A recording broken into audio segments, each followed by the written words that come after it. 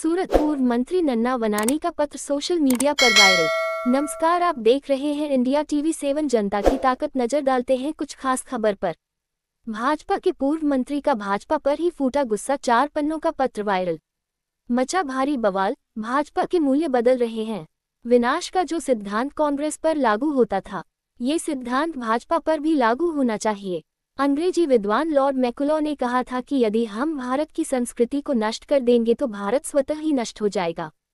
ये सच है कि जो सिद्धांत राष्ट्र पर लागू होते हैं, वही सिद्धांत भाजपा पर भी समान रूप से लागू होते हैं।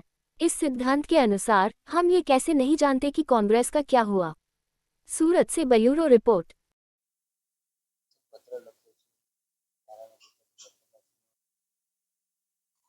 मैं गुजरातनी जनता અને ભારતીય જનતા પાર્ટીના કાર્યકર્તાઓને ઉદ્દેશીને તો નથી લખ્યો, પણ જનરલ રીતે એક પત્ર લખ્યો છે. એમાં ભારતીય જનતા પાર્ટીના ભવિષ્યની અને સાથોસાથ ગુજરાતના ભવિષ્યની પણ એમાં ચિંતા વ્યક્ત કરી છે.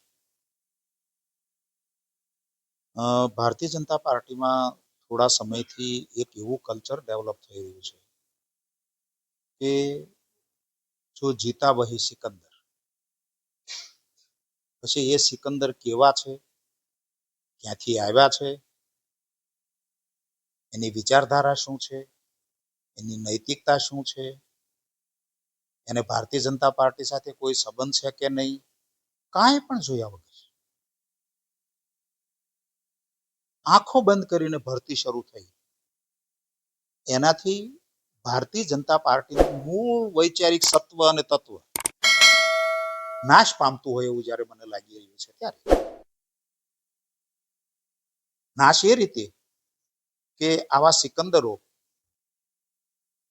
ભવિષ્યમાં રાજ્ય અને પક્ષને કેટલું નુકસાન કરે ને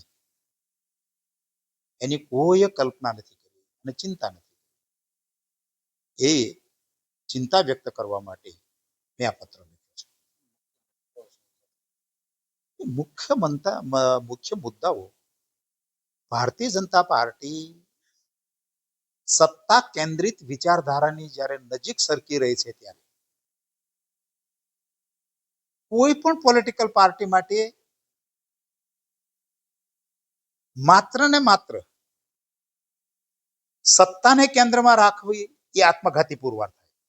સત્તા કેન્દ્રમાં હોવી જ જોઈએ, ન હોવી જોઈએ એવું મારો વિષય નથી, પણ સિદ્ધાંતના ભોગે સત્તા નહીં. સિદ્ધાંત પહેલા, સત્તા પછી. સિદ્ધાંતને આધાર બનાવીને, સિદ્ધાંતને કેન્દ્રમાં રાખીને જ્યારે તમે સત્તા પ્રાપ્ત કરો, એ જ સત્તા સાચી. તમે એન કેન પ્રકારે સિદ્ધાંતને બાજુમાં છોડી અને માત્ર ને માત્ર સત્તાને કેન્દ્રમાં રાખીને જ્યારે પાર્ટી ચલાવવાના પ્રયત્ન કરતા હો, ત્યારે એનાથી પક્ષને તો નુકસાન થાય જ, સાથોસાથ રાજ્યને પણ નુકસાન થાય. ભારતીય જનતા પાર્ટી ને 1995 આ રાજ્યની જનતાએ શા માટે ચૂંટીને મોકલી? ભાઈ, સત્તા માટે મોકલી છે. સત્તામાં તો કોંગ્રેસ હતી જ. સિદ્ધાંત પરિવર્તન માટે ભારતીય જનતા પાર્ટીને સત્તા આપી છે.